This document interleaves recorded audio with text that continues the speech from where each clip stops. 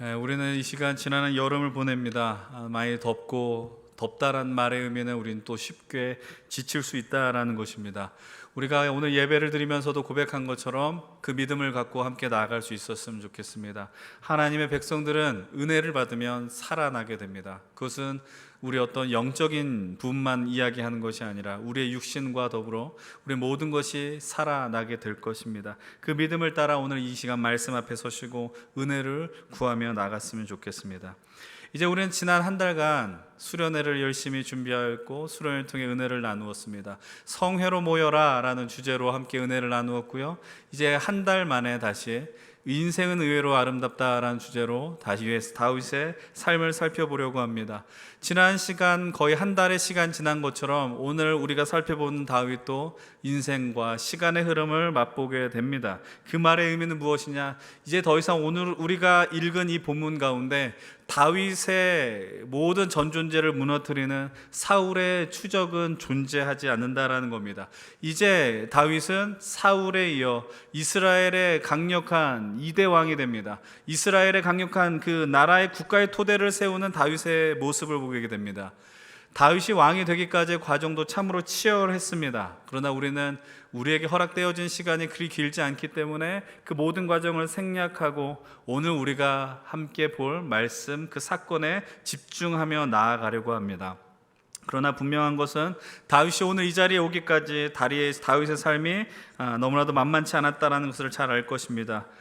기억하셔야 될 것은 그의 등장은 정말로 화려했다라는 사실이죠. 그리고 가장 꽃을 피워야 하는 20대 시절 사울이라는 그 자신의 삶을 모두 어그러뜨리는 그 사람의 추적 때문에 모든 것을 무너지고 분노하고 마음 아파하는 시간을 보내야 했습니다. 그러나 그것이 그냥 고통의 시간만이 아니라는 것을 우리는 너무나도 잘 알고 있습니다. 왜냐하면 사울과의 그 시간이 다윗으로 하여금 하나님께 더 가까이 나가는 시간이 되겠다라는 것이죠. 다윗의 인생 속에 정말로 우리의 마음을 오늘도 울리고 위로하고 회복시키는 그 시편은 그 가장 어려웠던 시기에 고백되어졌다는 것을 우리는 말씀을 통하여 확인할 수 있습니다. 그 고난과 역경 속에서 하나님은 그를 먹여주셨고 인도해 주셨습니다.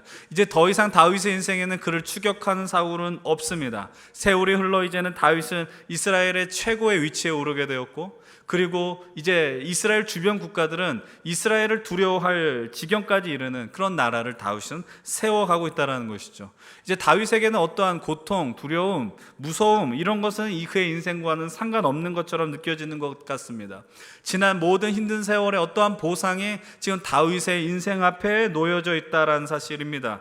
이제 이 모든 것들은 이제 앞으로 나에게는 탄탄대로의 인생만 있을 것 같다라는 것이 아마 다윗의 생각이었을 수도 있다라는 생각을 하죠. 그러나 오늘 우리는 이 본문을 통해서 우리가 다윗에 대한 첫 번째 이야기 여러분 기억하셔야 됩니다. 다윗은 그런 특별한 인생이 아니었고 오늘 우리와 별다르지 않은 인생을 살았다라고 이야기하지 않았습니까? 오늘도 우리는 그런 다윗의 모습을 확인하게 됩니다. 이 말씀의 의미가 무엇일까요?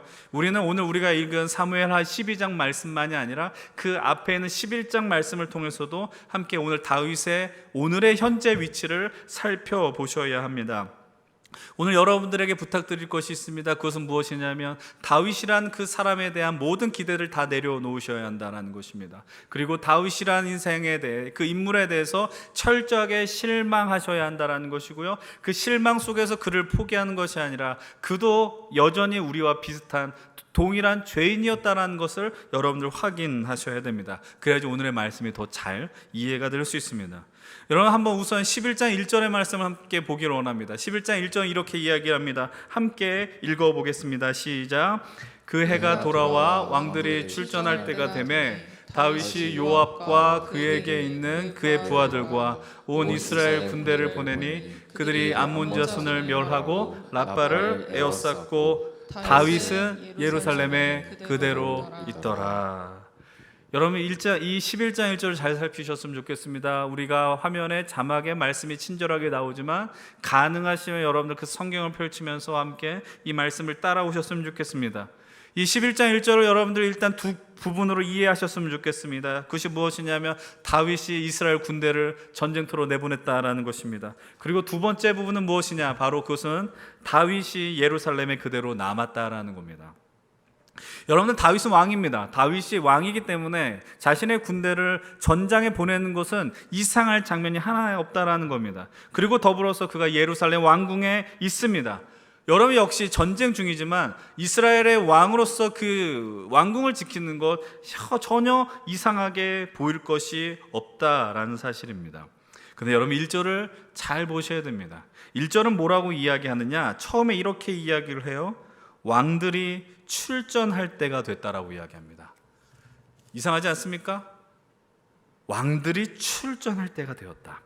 이 말의 의미는 전쟁의 때가 되었다는 말의 다른 의미입니다. 전쟁이 될 때 그럼 왕들이 하는 역할은 무엇이냐? 최전방에 나가서 전투를 지휘하고 나라의 그 모든 군대의 승리를 이끌어야 하느냐, 지휘를 해야 되느냐?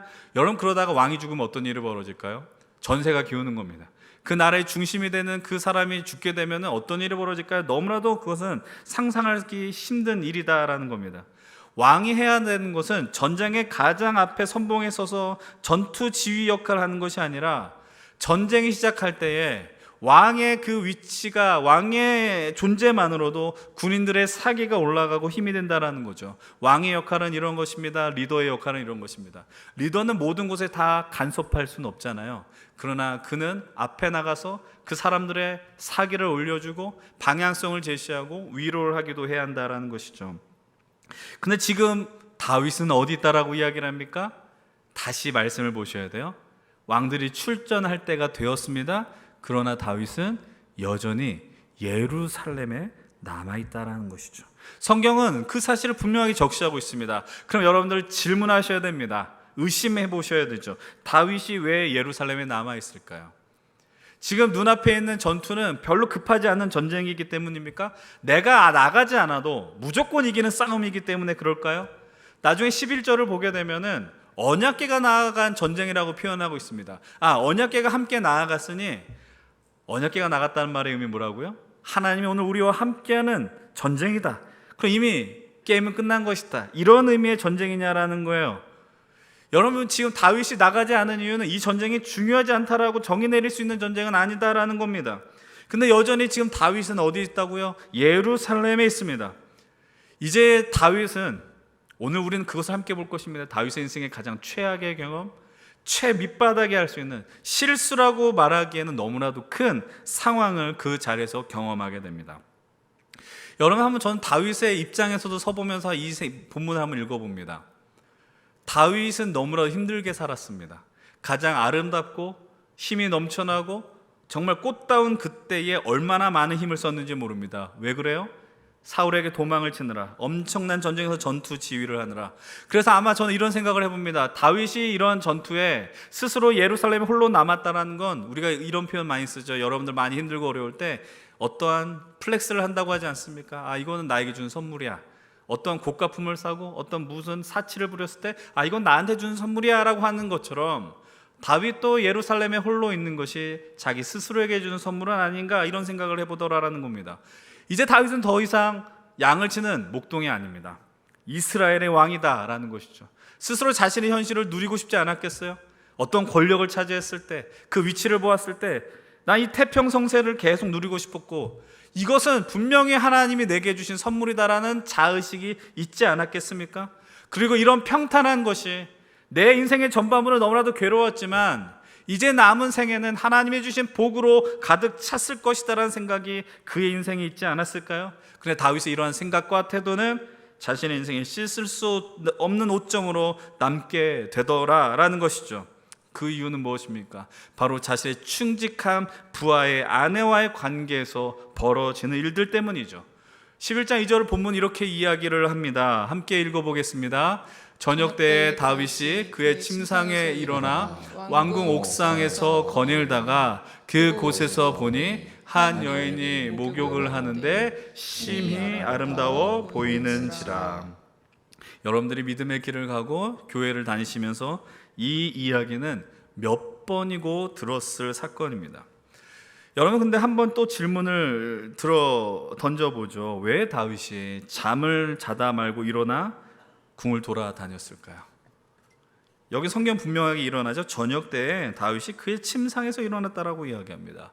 여러분, 우리들도 밤에 자다가 오늘 우리를 힘들게 하는 어떤 스트레스 풀한 잡념들이 있으면 잠을 이루지 못할 때가 있고요, 요즘과 같이 더위가 너무 심할 때에 열대야라고 이야기를 하죠. 너무 더워서 잠을 이루지 못하는 때도 아마 있을 것입니다. 그런데 다윗은 무엇 때문에 이렇게 잠을 이루지 못했을까요? 지금 다윗에게는 스트레스를 주는, 너무 핍박을 주는 사울도 존재하지 않는데, 예전에 들었던 하는 재미있는 이야기가 있습니다. 어떤 교수님의 인사이트, 통찰력 있는 인사이트를 들었는데요, 다윗이 잠을 이루지 못한 이유는 무엇이냐? 다윗의 나태함이라는 겁니다. 다윗은 전쟁이 벌어지고 있지만 다윗이 예루살렘 궁에 남아서 할 일이 뭐가 있겠냐라는 거예요. 여러분, 우리가 이 삶 속에서 우리에게 시간이 주어지면 가장 하고 싶은 게 뭐냐 질문하면 뭡니까? 잠을 잔다라는 겁니다. 잠을 자고 싶은 거예요. 그래서 그 교수님이 그렇게 이야기하더라고요. 다윗이 낮잠을 무지 잤다는 겁니다. 이때 낮잠을 많이 자면 어떤 일이 벌어져요? 밤에 잠을 안 자는 거예요. 여러분, 밤에 잠을 안 자면 지금 잠이 오는 것이고, 반대로 낮잠을 많이 자면 밤에 잠이 안 오게 되는 것이죠. 전 그 이야기를 듣고 상당히 일리 있는 이야기다. 오늘 다윗의 모습을 보면 긴장감이라는 건 조금도 발견할 수 없습니다. 여러분, 우리의 삶 속에 억지로 긴장감을 만들 필요는 없어요. 그러나 적당한 스트레스와 긴장감은 오늘 우리의 삶을 활력 있게 하는 동기가 된다는 것은 너무나도 잘 알지 않습니까? 지금 다윗, 자꾸 반복해서 말씀드리지만 다윗 스스로 내 삶의 가장 최고의 순간이야, 나는 평온해 라고 생각할지 모르겠어요. 그러나 그런 순간에 다윗은 아주 조금씩 자신의 삶이 균일되고 깨어지고 무너지고 있다는 거예요. 그렇게 말할 수 있는 이유는 무엇이냐? 자기가 왕인데 왕으로서 해야 하는 책임감을 외면하고 있다는 것이죠. 대신 무엇을 하고 있습니까? 밤중에 목욕하고 있는 여인을 보게 되더라라는 겁니다.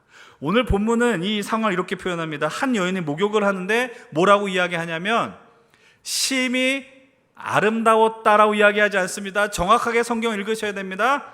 정확하게 말씀드리면 아름다워 보였다라고 이야기합니다. 전혀 다르죠? 여러분, 이날은 어떤 날이었을까 한번 상상해 보십시오. 이날은 유독 달빛이 빛나게 하는 날이었을까요? 빛이 밝다 보니 그 여인을 비췄을 때 그 여인이 유독 아름답게 보였을까요? 어떤 사람인지 정확하게 분간할 수 있었을까요? 한번 상식선에서 생각해 보자라는 겁니다. 이 여인이 아름다운지 아닌지는 다윗이 옥상에서 산책할 때 그 여인을 보면서 분간해내기가 제가 볼 때는 상당히 어려웠을 겁니다. 사실 성경을 보면은 밧세바에 대한 여러 평가가 있습니다. 그러나 이 여인을 보호하는 차원에서 제가 설명을 드리면, 어떤 정신 나간 여인이 밤중에 남들 잘 보이는 곳에서 목욕을 하겠습니까? 지금 시간은 꽤 어두운 때였을 것이고 이 여인과 다윗과의 거리도 꽤 멀리 떨어졌음을 우리는 추측할 수 있습니다. 오늘 우리가 사는 시대처럼 이런 실내에서도 강력한 조명이 있어 멀리서도 볼 수 있다, 이런 상황도 아니라는 것이죠. 여러분, 기억하셔야 됩니다. 무엇을 기억하셔야 하냐면은 지금 다윗의 마음은 이미 깨어져 있다는 겁니다. 다윗은 깨어졌어요. 금이 가고 있어요. 엄밀하게 말해서 다윗의 시선에서 그 여인이 아름다워 보였다라고 하는 표현은 이미 자신의 욕망의 무차별적 공격을 경험하고 자극되었다라는 표현에 다를 바 없다라는 거예요. 다윗은 그녀의 존재가 궁금했습니다. 그래서 사람을 보내서 그녀의 신분을 확인하죠. 누구라고 이야기를 합니까? 자기의 충직한 신하의 아내였어요. 부하의 아내였습니다. 그리고 그녀를 자기에게 데려오게 하고 자신과 하룻밤을 보내게 합니다. 자신의 권력을 철저하게 악용한 사례입니다.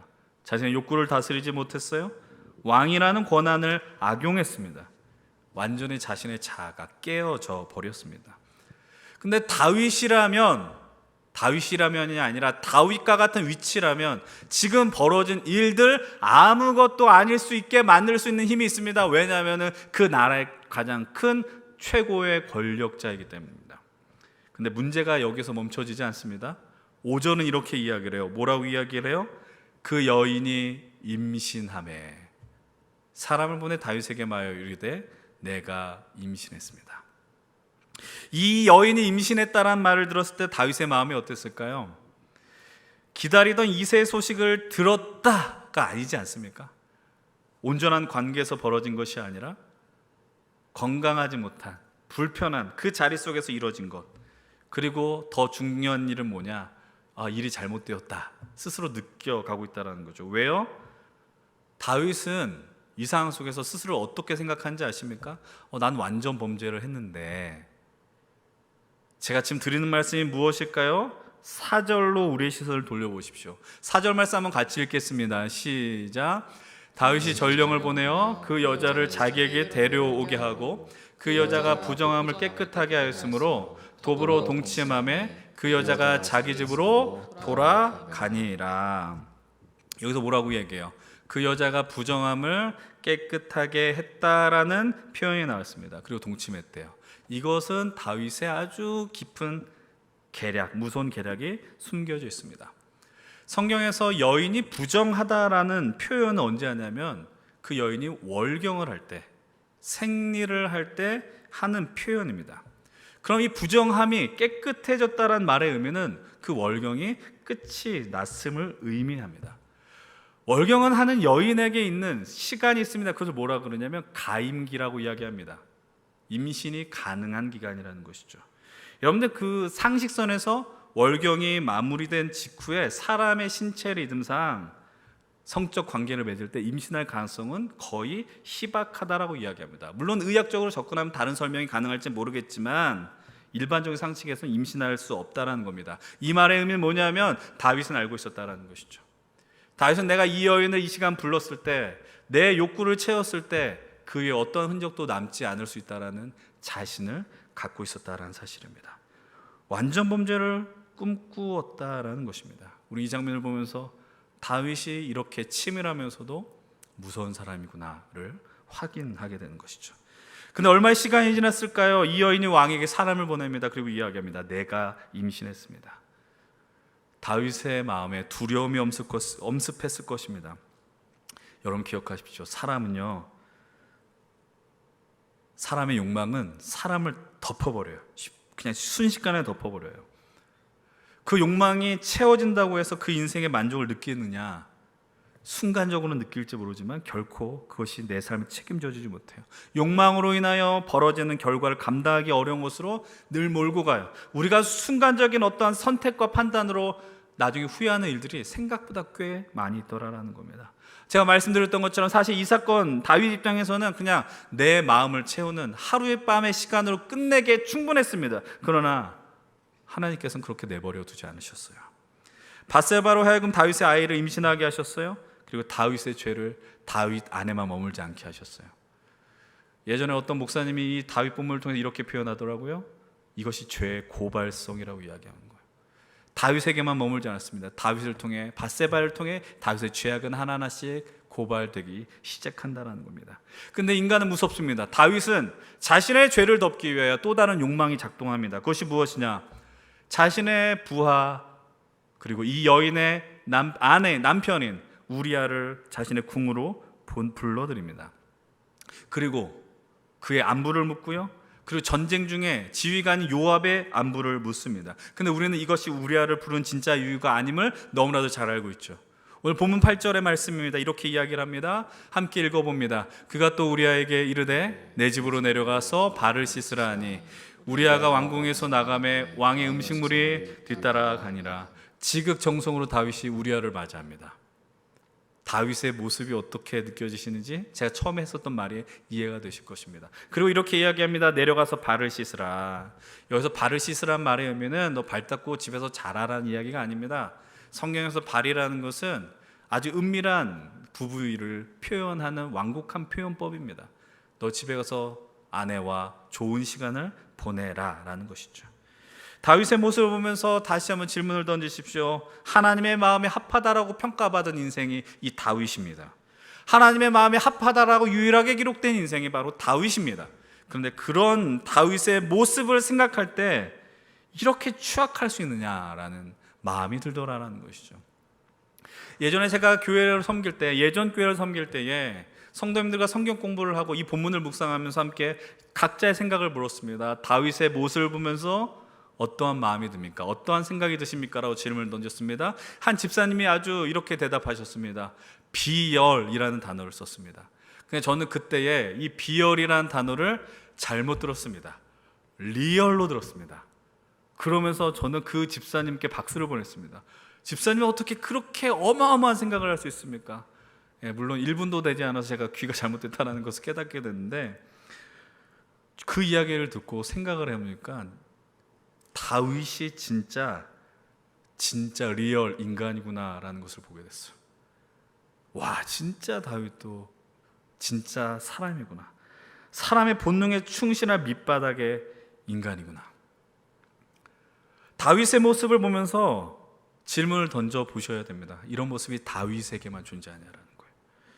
다시 한번 말씀으로 돌아가십시오. 다윗은 정말 치밀했어요.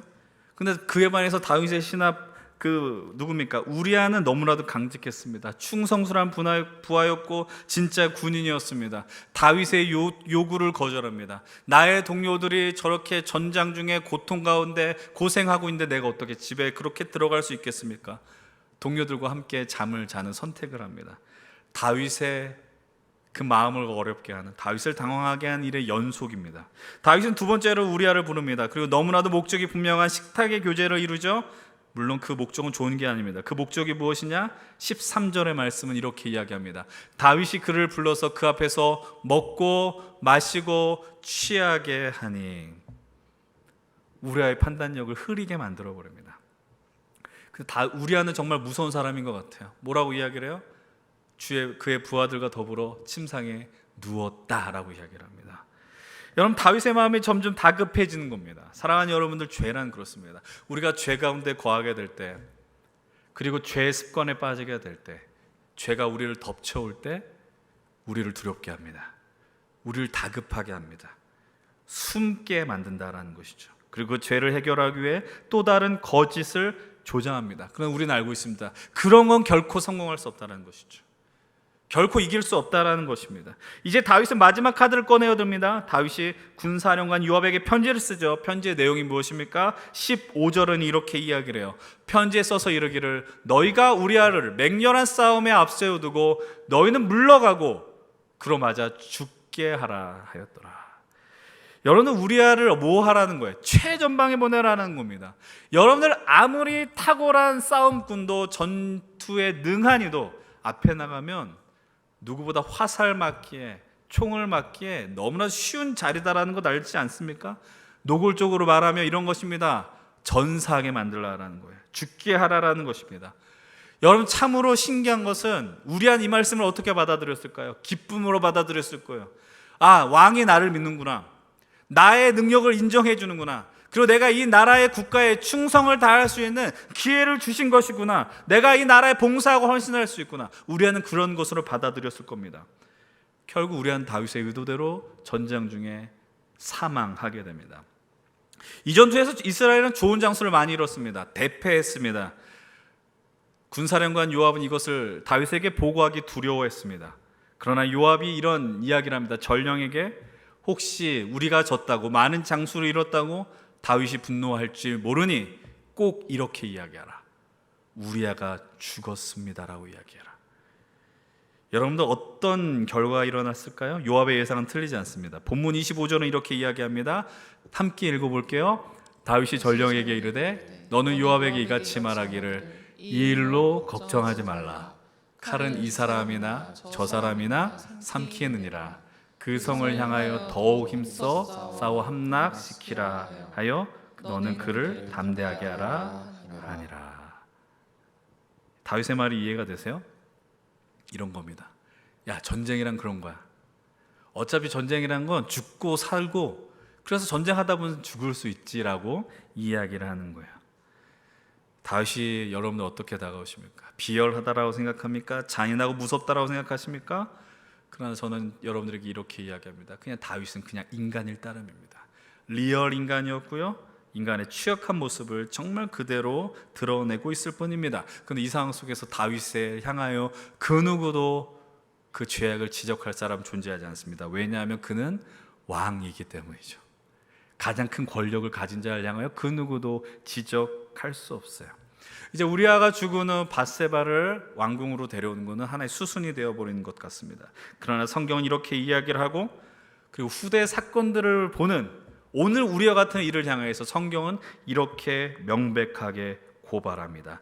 20절, 27절 후반절입니다. 다윗이 행한 그 일이 여호와 보시기에 악하였다라는 것이죠. 다윗이 행한 일은 진실로 악한 일이었습니다. 하나님 보시기에 뿐만 아니라 오늘 우리를 향해서도 이야기합니다. 이 일은 너무나도 악한 일이라는 것이죠. 이제 시간이 흐릅니다. 시간의 흐름이 존재한다는 말의 의미는 어떤 충격과 아픔을 잊을 수 있는 그런 어떤 완충의 시간이 생겨난다라고 할 수 있습니다. 그리고 어떤 고통의 순간을 외면하고 망각할 수 있는 어떤 힘이 생겨나는 시간으로도 이해할 수 있습니다. 다윗이 밧세바를 범하고 예루살렘에 머무르면서 얼마의 시간이 지났는지 모르지만 성경은 이렇게 이야기를 합니다. 그가 그의 아내가 되어 아들을 낳았다. 아들을 낳았대요. 임신하고 아들을 낳았다라고 이야기를 해요. 아마 이 상황은 아이를 낳은 후의 상황이니 적어도 10개월 내지 1년의 시간이 지난 상황이다라는 겁니다. 이제 때가 되었어요. 어떤 때가 되었느냐? 바로 하나님의 때라는 것이죠. 본문 이제 12장 1절로 넘어가 보십시오. 1절은 이렇게 이야기합니다. 여호와께서 나단을 다윗에게 보냈다라는 거죠. 나단은 왕궁의 선지자입니다.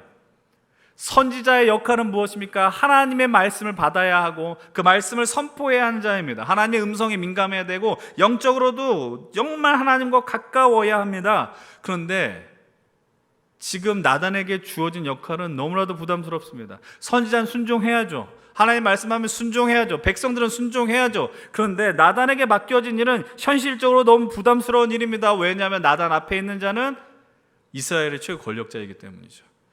그 권력자를 향해서 칭송하거나 그를 높이는 말이 아닙니다.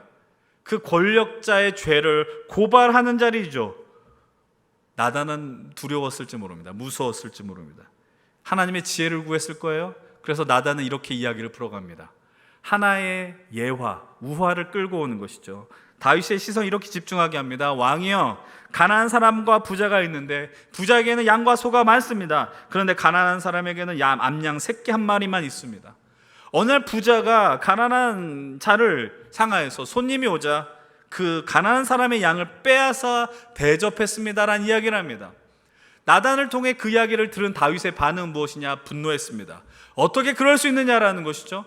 그러면서 그 사람에게 벌하라라고 분노하며 이야기를 합니다. 근데 다윗의 반응 이후에 나단이 외칩니다. 본문 7절이죠. 함께 읽어볼까요? 시작.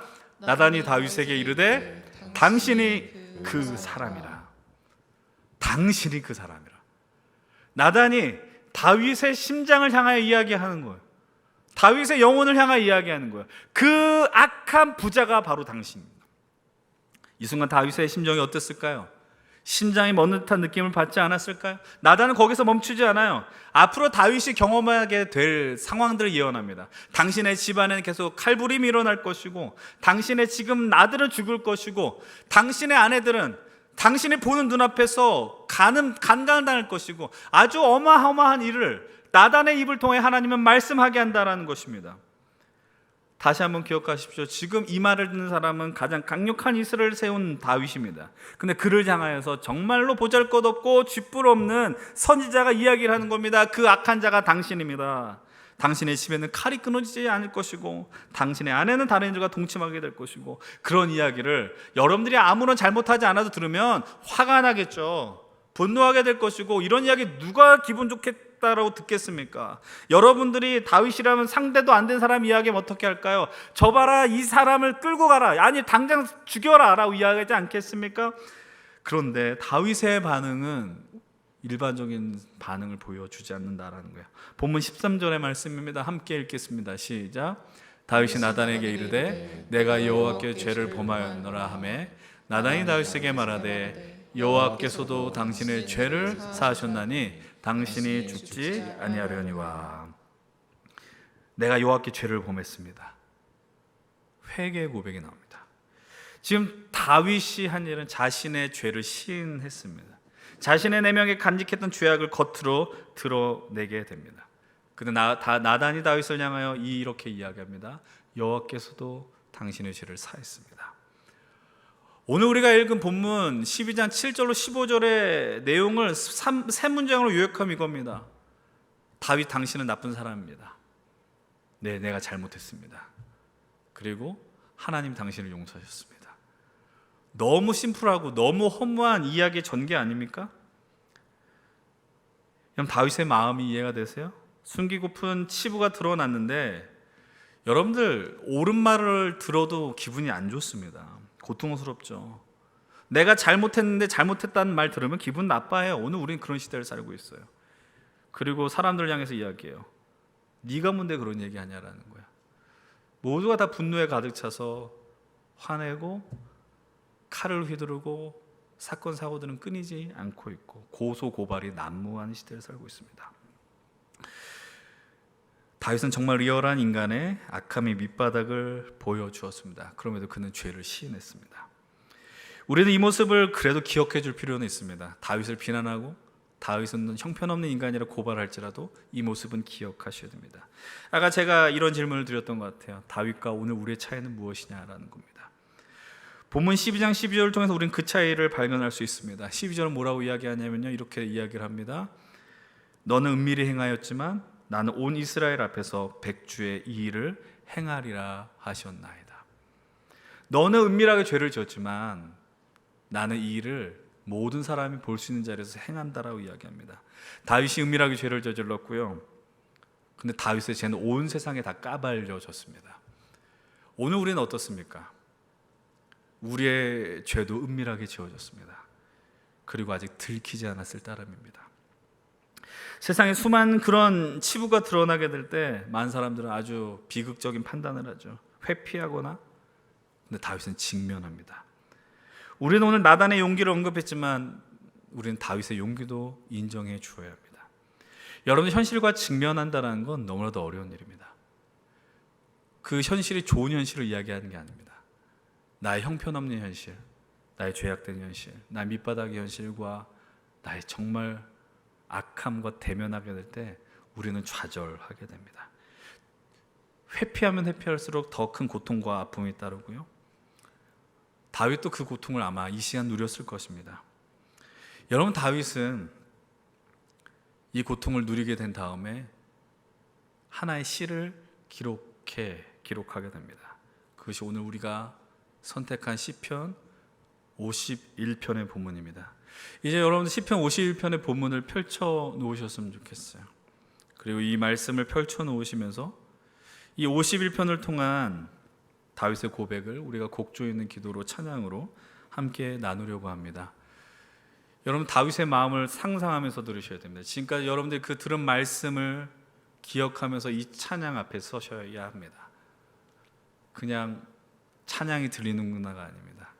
이건 함께 시편 51편의 찬양을 그리고 이 다윗의 고백을, 다윗의 마음을 헤아리면서 함께 나누도록 하겠습니다.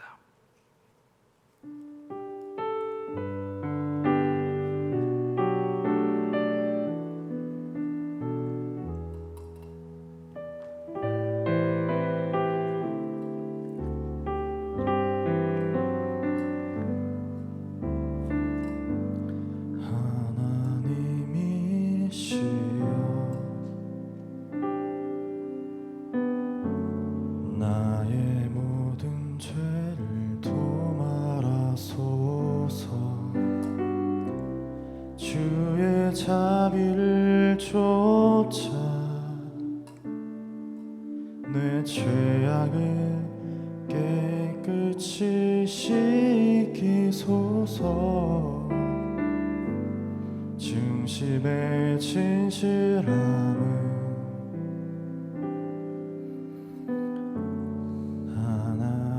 하나님께서 원하시오. 우둔한 나의 속에 당신의 지혜를 알게 하소서.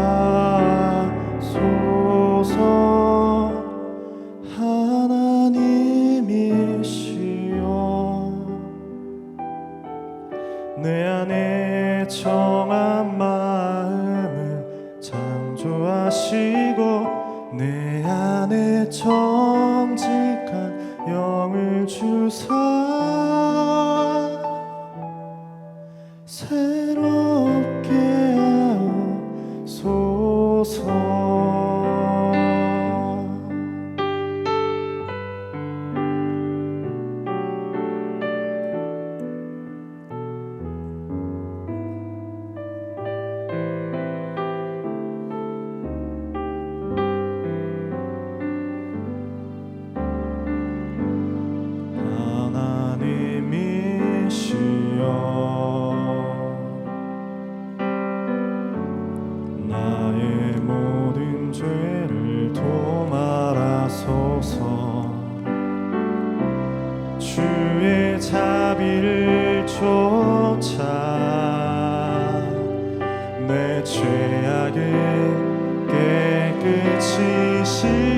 진실기소서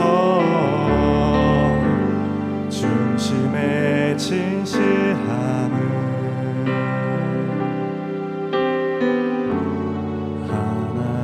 하나님께서 원하시오니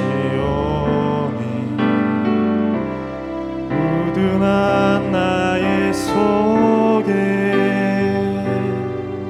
당신의 지혜를 알게 하소서. 하나님이시여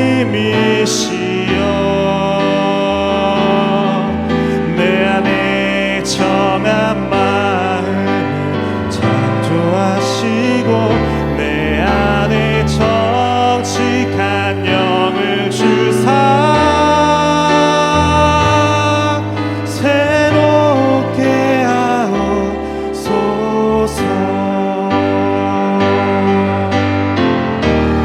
나의 구원 나의 하나님이여 내 혀가 주의 이름 노래하리라.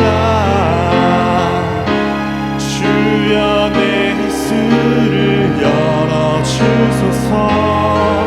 내 입이 주를 찬송하며 전하리. 나의 주 하나님이시여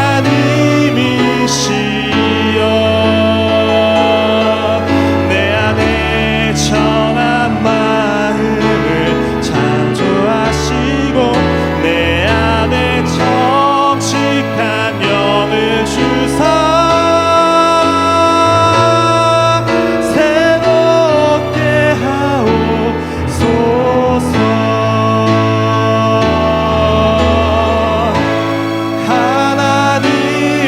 하나님이시여 나를 을슬처럼 정결케 하시고 주님의 구원의 즐거움을 내게 회복시키소서.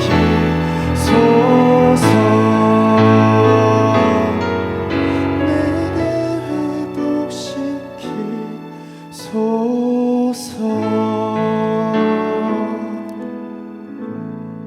시편 51편의 표제를 보면 이렇게 기록이 되어 있습니다. 다윗의 시, 그리고 다윗이 밧세바와 동침한 후에 선지자 나단이 그에게 왔을 때라고 기록이 되어 있습니다. 다윗은 이 사건 이후에 나단에게 고발당한 이후에 이 시를 기록을 합니다. 시편 51편을 잘 읽어보십시오. 그냥 읽지 마시고 다윗의 심정으로 읽어보셔야 됩니다. 한번 생각해 보십시오. 다윗이 이 시를 언제 기록했을까요? 나단의 지적을 받으면서 막 시상이 떠오르면서 내가 이렇게 시를 써야지라는 마음으로 썼을까요? 아니면 조금 시간이 지난 뒤에 내가 얼마나 하나님 앞에 연약했고 추악하였으며 죄악 가운데 있었는가 돌아보면서 기록을 했을까요? 그때가 언제이든 그는 모든 상황이, 다시 말해 자신의 죄악이 완전하게 드러난 이후 하나님과 1대1로 단독자로 서 있는 그 순간에서 이 시편을 눈물로 기록했을 것입니다. 이 시편을 통해서 발견할 수 있는 다윗의 마음이 무엇일까요? 51편 1절로부터 5절까지의 말씀 속에 다윗의 마음을 한번 살펴보십시오. 1절은 이렇게 이야기를 하죠. 내 죄악을 치워주십시오. 주님, 내가 너무나도 죄악이 많은데 내 죄악을 치워주십시오. 두 번째 2절은 이렇게 이야기합니다. 깨끗이 씻겨주십시오. 깨끗이 제하여 주십시오. 3절도 이렇게 이야기합니다. 내 죄가 항상 하나님 앞에 있습니다. 4절은 이렇게 이야기합니다. 내가 주의 목전에서 악을 행하였사오니 주님 말씀하실 때에 의로우시다 하시고 심판하실 때 순전하시다 하리다. 5절은 또 이렇게 말씀하죠. 내가 죄악 중에서 출생했습니다라고 이야기합니다.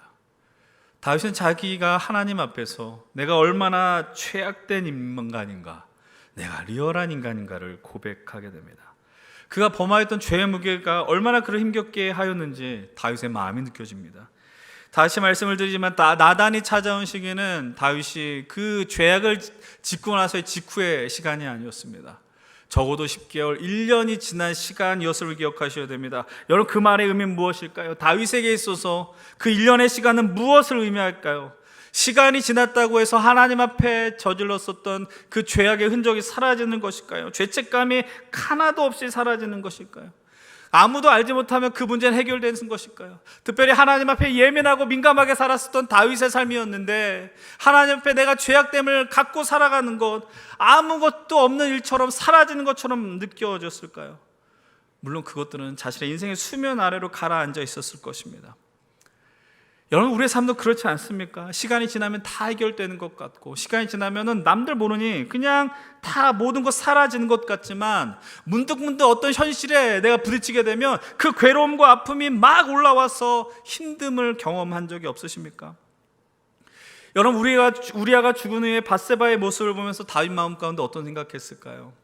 그 아이가 뱃속에서 점점 커갔을 때 다윗이 어떤 생각했을까요? 여러분, 아이가 자란다는 건 행복이고 기쁨이어야 되는데 평소엔 문득 느끼지 못하지만 어느 순간에 가슴에 그 큰 죄책감이 몰려와서 그 아이의 모습이 내 죄의 결과물이라고 느껴진다면 다윗의 마음이 어땠겠습니까? 평온하게 내가 살아가더라도 하나님이 떠올려졌을 때 다윗의 마음은 어떻겠냐라는 거예요.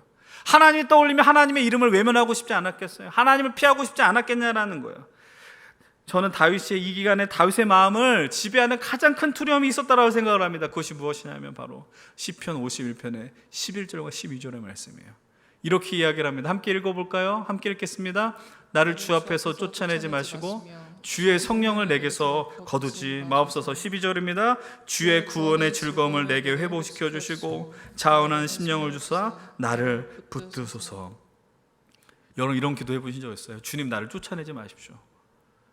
주님, 내 구원의 즐거움이 사라지는데 내가 이것을 지키기를 원하는데 하나님, 내가 죄가 너무나도 가득해서 이 기쁨이 사라지는 것 같습니다. 주님, 내 성령이 사라지는 것 같습니다. 주님과의 교제하고 주님과의 관계가 다 깨지는 것 같습니다. 다윗의 이 고백이 여러분들 느껴지느냐라는 거예요. 여러분, 다윗이 행했던 그 행위 자체가 문제가 아니라는 거예요. 그 죄로 인해 생기는 끊임없는 고통이 뭐냐면 하나님, 내가 하나님과의 그 관계가 완전히 망가지면 어떻겠냐라는 다윗의 마음이었다는 거예요. 하나님의 음성이 들리지 않는 것 같아요. 내가 기도하지만 하나님은 살아있는 것 같지 않고, 하나님은 나를 보지 않는 것 같고, 하나님께 기도하고 싶지만 내가 너무나도 죄악했어서 하나님, 내 이 모습으로 주님 앞에 나아갈 수 없습니다라는 마음이 다윗을 덮어버렸다는 것이죠. 여러분, 이 모습이 비단 다윗만의 모습이냐라는 겁니다. 여러분, 우리가 살아오면서 이런 순간들이 문득문득 있지 않습니까?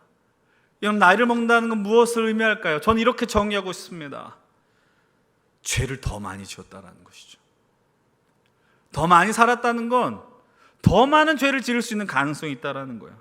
우리 삶 속에서 나의 연약함과 죄로 하나님과의 관계가 끊어진 것 같고, 주의 음성이 들리는 것 같지 않고, 모든 게 무기력해진 것 같고, 여러분, 그래서 영적 침체를 맛보는 순간이 있을 때, 모든 것을 내려놓고 싶을 때, 주저앉고 싶을 때, 그것이 우리를 무너지게 만드는 것입니다. 원래도 별 볼이 없는 인생이지만 그것이 우리를 더 한없이 추락시켜버린다는 것이죠. 이 상황 속에서 여러분, 우리에게 필요한 모습이 무엇일까요? 다윗의 고백이고 모습이에요. 다윗이 나단의 지적을 경험한 다음에 수치심이 자신을 덮어가지고 견디지 못했다라면 어땠을까요? 그는 그 순간에 자신의 체면을 생각한 것이 아니라 하나님을 떠올렸어요. 주님, 내가 주님 앞에 죄를 범했습니다. 내가 죄인입니다. 사랑하는 여러분들, 우리가 주님 앞에 나갈 때마다 이 예배 가운데서 반드시 행해야 하는 작업이 것입니다. 주님, 내가 죄인입니다 라는 거예요. 주님, 내가 주님 앞에서 너무나도 연약한 죄인이오니 나를 불쌍히 여기십시오. 이 예배 가운데 나에 대한 죄에 대한 고백과 내 죄에 대한 인식이 없으면 예배는 힘겨워지는 것뿐이 안 돼요. 그냥 이거는 가벼운 내가 어떠한 액션과 드라마를 보는 것 같은 행위에 지나지 않는다는 거예요. 하나님을 찬양하는 게 그래서 힘겨워지는 것이고, 내가 예배 드리는 것이 힘겨워지는 거예요. 여러분, 그러나 우리는 우리의 현실과 끊임없이 대면해야 됩니다. 그 현실은 무엇이냐? 우리의 죄악된 모습이라는 거예요. 별 볼이 없는 인생이라는 거예요. 우리의 죄악과 연약함과 대면해야 돼요. 그래야지 우리가 살아날 수 있고 주님께 돌아갈 수 있습니다. 이 상황 속에서 다윗이 어떤 고백을 드릴까요? 시편 51편 17절은 이렇게 이야기를 합니다. 하나님께서 구하시는 제사는 상한 심령이라고 이야기를 합니다. 하나님이 원하시는 예배는 상한 심령이라고 이야기합니다. 이 상한 심령이라는 이 구절을 다른 성경이 이렇게 표현합니다. 영어 성경은 broken heart라고 이야기합니다. 깨진 마음이라는 겁니다. 여러분 하나님 앞에 나오실 때 하나님이 여러분들 향해 원하시는 것은 여러분 한 주간 잘 살았다라는 것을 원하시는 게 아니에요. 여러분들이 어떤 곳에 나가서 내가 성공했고요, 내가 하나님의 말씀을 지키면서 살았고, 그래서 내가 당당하게 이 자리에 왔다라는 걸 고백하는 게 아니라고요. 하나님이 여러분을 깨어졌고 다 박살이 났고 전 존재가 깨어졌음에도 불구하고 내가 찾을 건 하나님밖에 없습니다라고 찾아오는 인생의 예배를 주님은 기뻐 받으신다라는 사실이에요. 기뻐하신대요. 하나님이 구하시는 제사는 상한 심령이라는, 여러분 삶의 그 자리 속에서 내 안에 구원의 즐거움이 없고 하나님을 향한 그 간절한 마음이 없다라는 마음이 들 때 우리가 해야 하는 일은 무엇이냐? 주님의 이름을 찾는다라는 거예요. 깨어질 수 있고 무너질 수 있고, 그러나 더 큰 무너짐은 하나님을 찾지 않는 것이다라는 거예요. 저 오늘 말씀의 제목을 이렇게 정했습니다. 하나님이시여라고 정했습니다. 오늘 말씀을 인용하면 하나님이여라고 해야 되지만 방금 나눈 찬양의 제목을 따라 하나님이시여로 정하였습니다. 사랑하는 여러분들, 우리가 이 땅에 살면서 하나님의 이름을 부를 수 있다는 게 얼마나 감사한 일인지 아십니까? 우리의 인생 속에 영적 침체를 경험하고 죽을 것 같고 죄악의 자리에 벗어나지 못하는 것 같은 이 현실 속에서 하나님이라는 그 새 음절을 부르는 것이 우리 인생 속에 얼마나 은혜로운 일인지 아느냐라는 것이죠. 여러분, 그 소리도 안 터져 나와서 통곡의 소리가 나오는 경우들이 있지 않습니까? 여러분, 이런 경험을 해보신 적이 있는지 모르겠어요. 아무도 없는 그 예배당에서 모든 것이 조명이 꺼져 있고 아무것도 보여지진 않지만 내가 그곳에서 하나님이라는 그 이름을 부를 때 내 마음속에 있는 것들이 다 터져 나오는 그 순간, 아무도 알지 못하는 그 은밀한 죄를 하나님 앞에 고백하며 내가 주님 앞에 나아가기 힘들어하는 그 상황 속에서도 주님이 나를 받으신다라는 거. 하나님, 나를 불쌍히 여겨주십시오. 주님, 내가 죄인입니다. 나를 불쌍히 여겨주십시오. 여러분, 우리들도 간구하셔야 됩니다. 내 안에 정직한 영을 새롭게 하셔서 나를 쫓아내지 마시고 구원의 즐거움을 회복시켜 주십시오. 여러분, 우리가 할 수 있는 것이 그거 하나만 있어도 다 된다라는 거예요.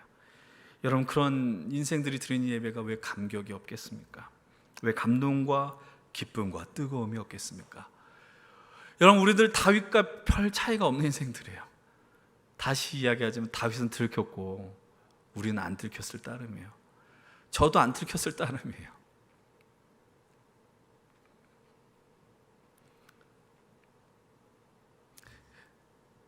이 시간 그분의 이름을 부르십시다. 그리고 그분의 영광 앞에 머무르십시다. 하나님이시여. 그분의 이름을 부를 때 우리가 살아갈 힘과 능력이 생겨나기를 간절히 축원을 드립니다.